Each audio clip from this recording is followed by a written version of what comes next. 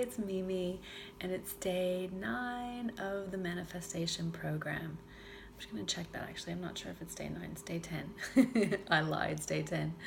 And day 10 is all about, do you believe it?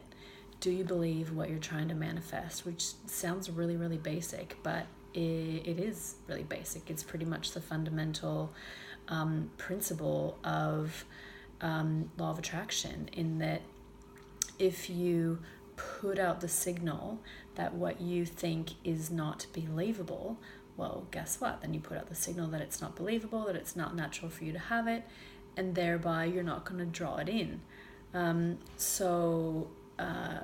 Kind of getting under the hood of your beliefs is really, really important in being able to allow in and attract in what you want. So how do you do that? How do you know if your beliefs aren't in line with what it is you're trying to create? Well, I think the easiest way is by paying attention to how you feel when you are talking about or thinking about what you're trying to create. Particularly if you're trying to create something that is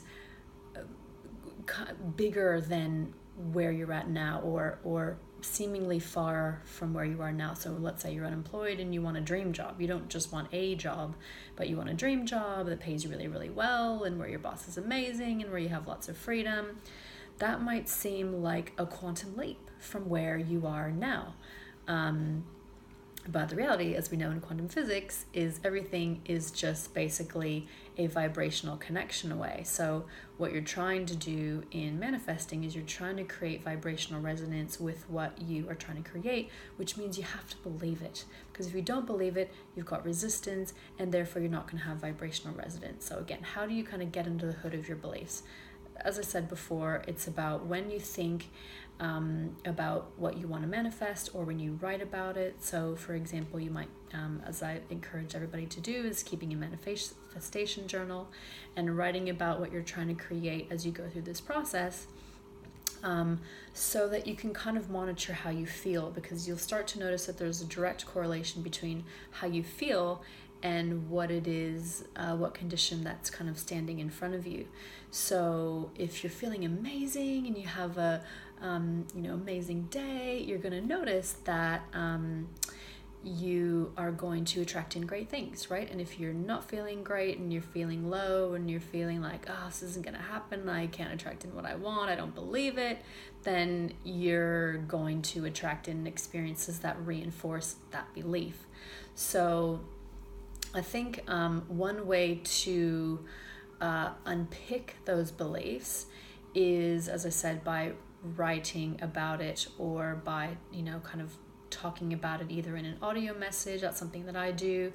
It kind of helps to conjure the positive emotion around what you're trying to create. But again, in doing that, you'll notice in your body if you don't believe what you're trying to create. So for example, let's say it's a job, and you do an audio message or you do a written kind of visualization to really conjure up that positive emotion about what you're trying to create.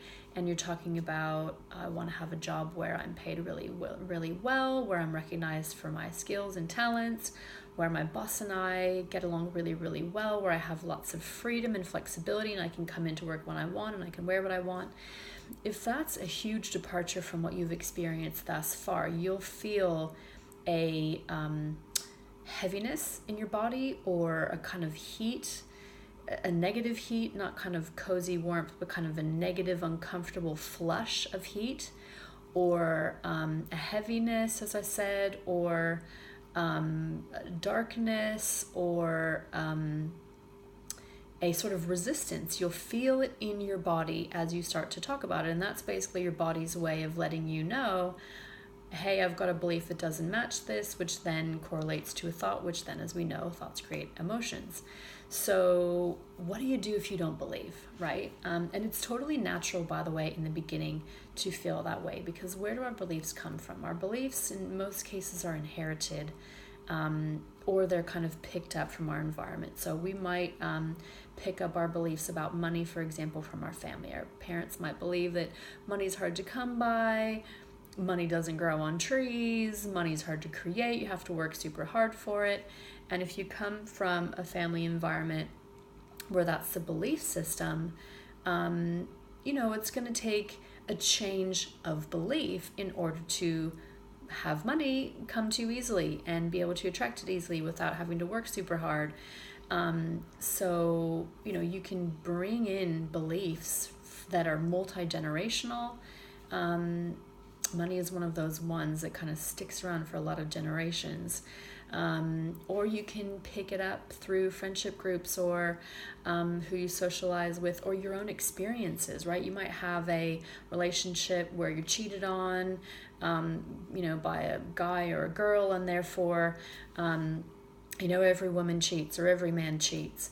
And so getting under the skin or under the hood of your beliefs is absolutely crucial in being able to understand how you perceive certain situations, because they're very much formed by your beliefs. How you take in, the events of life, your perception, your viewpoint, that very much is colored by your beliefs. And therefore, in order to change the experience that you have, you need to change your beliefs. So you'll notice in your body, as you start to talk about the things that you want, you'll notice in your body whether you believe in what you're trying to create or not. So what do you do if you don't believe in it? It's really about asking questions. So again, in the case of money, if you're trying to create this amazing job that you not only gives you money, but also gives you fulfillment at the same time, asking yourself the question, what would it take for me to believe I can have this job? And you'll also notice your inner being is going to guide you on the answers to some of this. So if you kind of get quiet, maybe do this in the context of a meditation, you will notice that, as I said, your inner being will start to give you the answers to this. So if you ask yourself in the context of, job that gives me lots of money, what would it take for me to believe that I can have this? The answer might be, I need to believe that I'm worthy of it. Right. So the reason you don't think you can have the great job is because you don't think you're worthy. Why do you believe you're not worthy? What would you need to do to be worthy of it? Oh, I would need to have a better CV, or I would need to be more confident, or I would need to feel that my skills are transferable. And so you really start to quickly get under the skin of what it is. And, let's say in that example that I've just given, you're able to address those negative thoughts or negative beliefs and unpick them. Well, okay, I may not have all the skill, but I'm capable, and therefore I can learn quickly if I need that for this job. Surely there's other people that have been able to get this sort of job that haven't had more skill than I have. I'm a quick learner and I'm a hard worker. So you kind of can talk yourself into the beliefs that you need to have in order to be in line with what it is that you're trying to create. So I hope that's been helpful.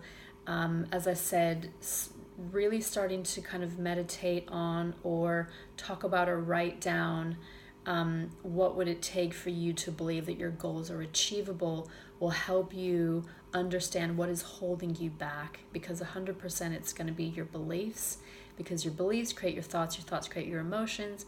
And so in order to change your thoughts and therefore your emotions, which is really the key to getting vibrational resonance, what you want is about nailing those beliefs. So I hope it's been helpful. I wish you all the best of luck.